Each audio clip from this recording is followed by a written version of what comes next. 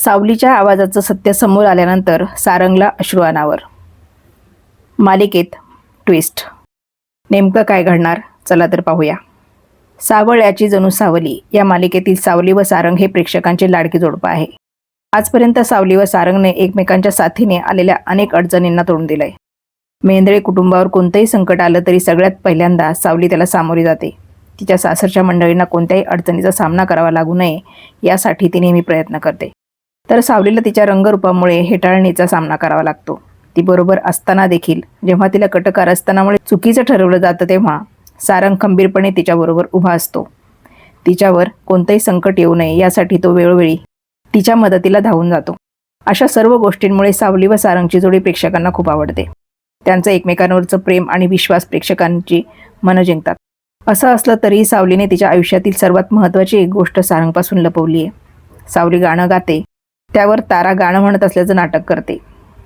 ज्या आवाजामुळे तारा लोकप्रिय गायिका म्हणून प्रसिद्ध झाली आहे तो आवाज खरा तर सावलीचा आहे.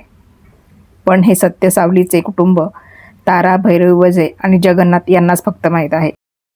सावलीची परिस्थिती हालाखीची असल्यामुळे भैरवीने त्याचा गैरफायदा घेतला. तिला तिच्या घराण्याचा गाण्याचा वारसा पुढे न्यायचा होता. मात्र तिची मुलगी ताराला अजिबात गाणं म्हणता येत नाही. त्यामुळे भैरवीने सावलीच्या गोड आवाजाचा फायदा घेण्याचं ठरवलं.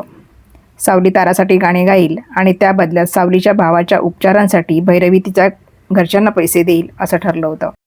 सावली किंवा तिच्या कुटुंबाने हे सत्य बाहेर येऊ द्यायचं नाही असं वचन तिने घेतलं होतं. लग्नानंतर सावली तारासाठी गाणं गाते, मात्र तिने कुटुंबातील कोणालाही याबद्दल सांगितलेलं नाही. आता झी मराठीने सावळ्याची जणू सावली हा प्रोमो सोशल मीडियावर शेअर केलाय. ते पाहिल्यानंतर सारंगसमोर सावलीचं सत्य आलं आहे का असा प्रश्न निर्माण झालाय. सावळ्याची जणू सावली मालिकेच्या प्रोमोमध्ये पाहायला मिळते की सावली सारंगच्या मांडीवर डोकं ठेवून झोपली आहे.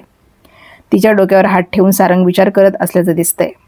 तो मनातल्या मनात म्हणतोय, सावली, तुझ्या शांत निरागस स्वभावानं माझं मन जिंकलं, पण मी कुठे कमी पडलो ज्यामुळे तू तुझ्या आवाजाची खरी ओळख विश्वासाने मला सांगू शकली नाहीस.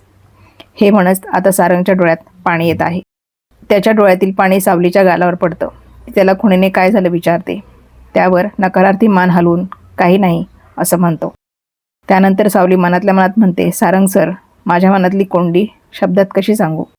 विठुराया, माझी खरी ओळख सारंग सरांना सांगायची ताकद दे ना. दरम्यान आता मालिकेत काय ट्विस्ट येणार हे पाहणं महत्त्वाचं ठरणार आहे. मालिकांचे असेच अपडेट ऐकण्यासाठी आपल्या युवांगण चॅनलला सबस्क्राईब, शेअर करायला विसरू नका.